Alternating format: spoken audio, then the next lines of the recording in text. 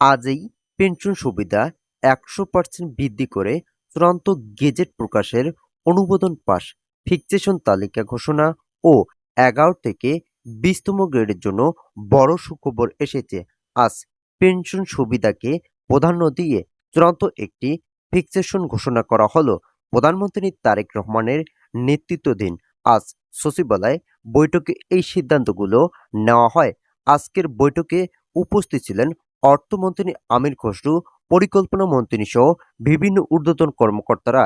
এছাড়াও সচিব কমিটির একাধিক সদস্য আজকের বৈঠকে ইতিবাচক ধারা ব্যক্ত করেন। তাদের সিদ্ধান্ত মোতাবেক বাংলাদেশের ২৪ লক্ষ সরকারি চাকরিজীবীদের চূড়ান্ত গতিপথ তৈরি হলো।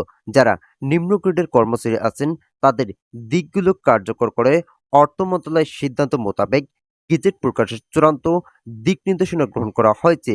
সচিবালয় একাধিক সদস্য দুটি সিদ্ধান্তের কথা জানায়। তাদের ধারণা মতে, যদি সর্বনিম্ন বেসিক ২০,০০০ টাকা নির্ধারণ করা হয় তাহলে কর্মচারীরা বৈষম্যহীন অবস্থায় জীবনযাপন করতে পারবেন। তাই শেষ পর্যন্ত ২০,০০০ টাকা পর্যন্ত বেসিক নির্ধারণ করে চূড়ান্ত ফিক্সেশন গঠন করা হয়েছে। পরবর্তী এটি মন্ত্রী পরিষদে উপস্থাপন করা হয়, যেখানে বাংলাদেশ সরকারি চাকরিজীবীদের দাবির বিষয়গুলো স্পষ্টভাবে তুলে ধরেন প্রধানমন্ত্রী পেজ সচিব। তিনি এই বিষয়গুলোকে সমর্থন জানায় এবং প্রধানমন্ত্রী তারেক রহমানের নেতৃত্বাধীন সকল দায়িত্বের বিষয়গুলো যথাযথভাবে উপস্থাপন করেন। তিনি বলেন, প্রধানমন্ত্রী তারেক রহমানের নির্দেশে মোতাবেক কর্মচারীদের বান্ধব সকল কার্যক্রম বাস্তবায়ন করা হয়েছে। এটি কোনোভাবেই কর্মচারীদের অর্থনৈতিক গতিপথকে নেতিবাচক পরিস্থিতির দিকে ঠেলে দিবে না, যেহেতু নবম পে স্কেল কর্মচারীদেরকে নিয়ে বাস্তবায়নের প্রতিশ্রুতি গ্রহণ করা হয়েছে। তাই সর্বনিম্ন বেসিক ২০,০০০ টাকা সংযোজন করেছে তারেক রহমান। ভিডিওটির এই মুহূর্ত পর্যন্ত এসেও এখন পর্যন্ত যারা যারা আমাদের এই চ্যানেলটি সাবস্ক্রাইব করেনি তারা অবশ্যই আমাদের এই চ্যানেলটি সাবস্ক্রাইব করে পাশে থাকা বেল আইকনটি অল করে দিন।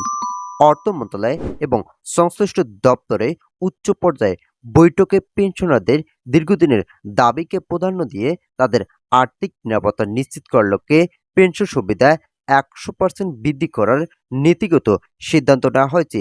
এই সিদ্ধান্ত বাস্তবায়নের লক্ষ্যে চূড়ান্ত গেজেট প্রকাশের প্রক্রিয়া শুরু হয়েছে, যা কয়েকদিনের মধ্যেই সরকারিভাবে কার্যকর হতে যাচ্ছে। এরই মাধ্যমে অবসরপ্রাপ্ত ব্যক্তিরা তাদের বর্তমান আয়ের চেয়ে দ্বিগুণের বেশি সুবিধা পাওয়ার পথ সুগম করলেন। এই নতুন সিদ্ধান্তের আওতায় সরকারি চাকরির ১১ থেকে ২০তম গ্রেডের কর্মচারীদের জন্য বিশেষভাবে সুখবর নিয়ে আসা হয়েছে। দীর্ঘ সময় ধরে জীবনযাত্রার ব্যয় বৃদ্ধির তুলনায় এই গ্রেডভুক্ত কর্মচারীদের বেতন কাঠামো এবং পেনশনের পরিমাণ সামঞ্জস্যহীন ছিল। নতুন নির্দেশনায় সর্বনিম্ন মূল বেতন বা বেসিক পে ২০,০০০ টাকা নির্ধারণের একটি জলপ প্রস্তাবনা উঠে এসেছে, যা কার্যকর তৃণমূল পর্যায়ে কর্মরত সরকারি কর্মচারীদের জীবনযাত্রার মান উন্নয়নে ব্যাপক ভূমিকা রাখবে।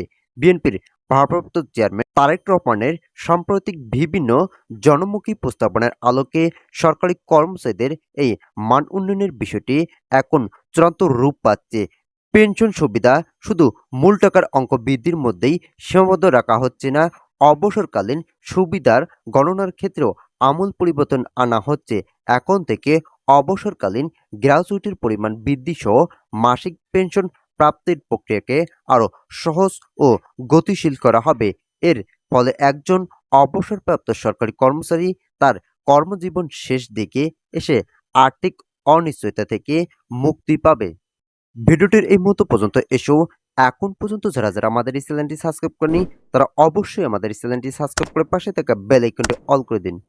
মূল বেসিক বা পেনশন বৃদ্ধির পাশাপাশি নিত্য প্রয়োজনের খরচের সাথে সামঞ্জস্য রেখে যাতায়াত ভাতা এবং চিকিৎসা ভাতার ক্ষেত্রেও বড় ধরনের সংযোজন করা হয়েছে।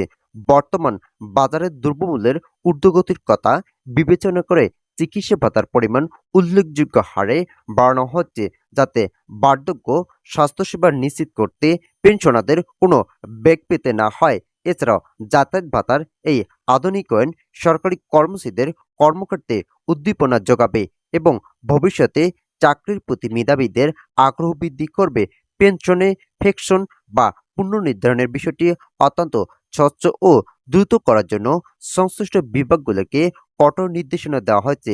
অনলাইন ভিত্তিক সিস্টেমের মাধ্যমে পেনশনারদের ফিক্সেশন তালিকা দ্রুত ঘোষণা করা হবে, যাতে কোনো ধরনের ভোগান্তি ছাড়াই পেনশনারদের তাদের প্রাপ্য বুঝে নিতে পারবেন।